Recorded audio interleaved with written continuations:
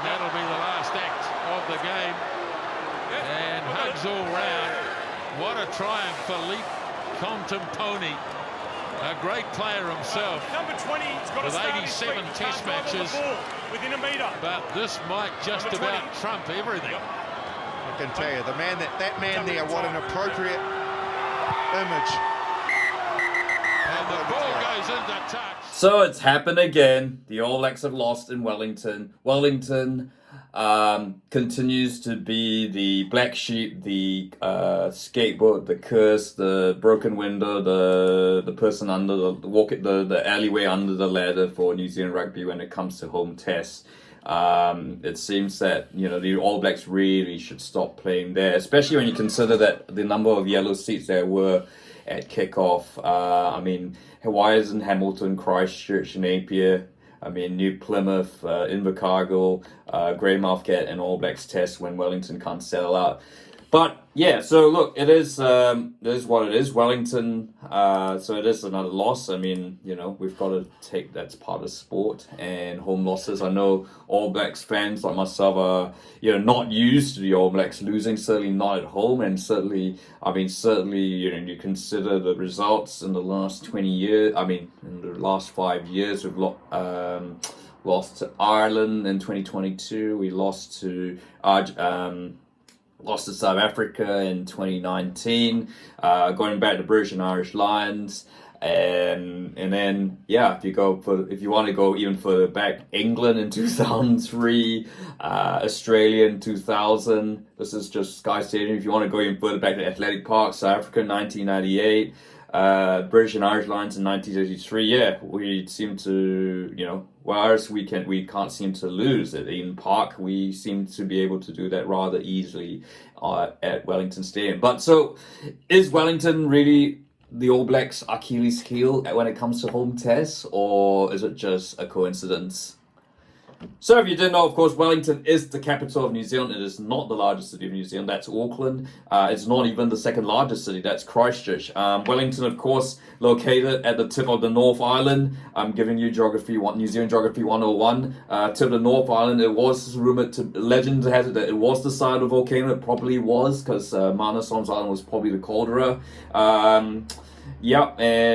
Wellington, capital of New Zealand. Also one of the windiest places on earth, and Sky Stadium, built completed in 1999, was built on the railway yards of the harbour just north of the Wellington railway station on Thorndon Quay, and certainly has become one of the top premier venues in New Zealand, certainly outside Auckland. It has hosted rugby tests, all sorts of things you can name off, including, of course, the 2023 FIFA Women's World Cup. So, on paper, the stats don't lie. Wellington has the lowest success percentage record out of all the major centres in New Zealand when it comes to All Blacks win-loss record for the All Blacks at 72%, which is still really, really good. You've got to remember, this is the All Blacks who anything below 70% is a national tragedy. 72% is still pretty good. Just absolutely extraordinary. But certainly compared to your Christchurch, Auckland's, Hamilton's, Dunedin's, Wellington, Wellington's record is worse. But as I think again, I know we are sort of again, as I said, we seem to be comparing apples with oranges, and it's not like Wallabies not winning at Eden Park since 1986, or South Africa's record in Brisbane until a couple of seasons ago. Look, I guess, the fact of the matter is the All Blacks still win far more games in Wellington than they've ever lost. I know in recent years that, there have certainly been, certainly we've had that loss with against Argentina on the weekend, Ireland, British and Irish Lions, if you want to, South Africa. I guess, I think that is more sort of a coincidence that, rugby, that everyone else is getting better. New Zealand is not. New Zealand is not as formidable as it was even, whilst Eden Park still remains the fortress. But, how long is that going to last? I mean, the All Blacks haven't lost since 1994. We're coming on to 30-odd years. And, yeah, I mean, these things don't last. That's the beauty of sport. And it's just, Wellington is just going through a bit of a patch. I remember the time, of course, another place that in New Zealand where the All Blacks dominated for so long and then started, then suddenly couldn't win a game there. The old Carisbrook. Australia were the first, I believe Wallabies had never won a test. Wallabies, South Africa, France had never won a test in Carisbrook until the last couple of days of the Great Ground.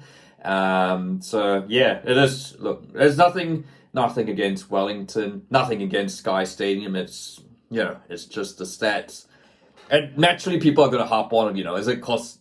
Why they're going to lump the fact that we should stop playing tests in Wellington with the fact that the venue is rubbish, which is, there have been criticism about Sky Stadium, Westpac Stadium, and, certainly, in the last 15 years. But to be fair to the Stadium Trust, they have done a lot of work to, improve entertainment and all that. Look, I mean, they're never going to build a roof over it. That's just too costly. And they still think, I buy intent. I don't think they're going to put seats on the ground just, to turn it into a proper rugby stadium because of cricket.